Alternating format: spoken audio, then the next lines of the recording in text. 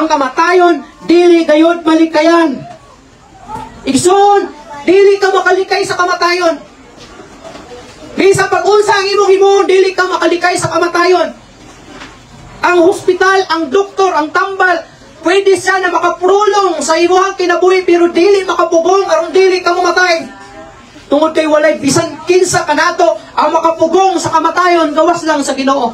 Kung ang Ginoo moingon siya nga dungagan ang imong kinabuhi pila ka tuig, pwede kang mabuhi og pila ka tuig.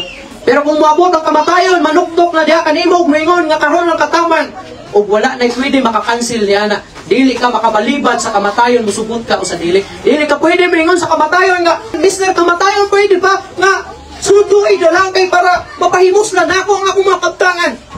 Dili ka pwede moingon sa kamatayon na kamatayon sunod na lang tuig kay gamoy pa nga akong mga bata. Gusto pa na ako makita sila nga magdako. Pwede ba ko nimo tagaan o pila ka makatuigan Ginoo? Dili ka makahangyo sa kamatayon kung moabot kanimo ang kamatayon, moabot ug moabot kanimo ang kamatayon.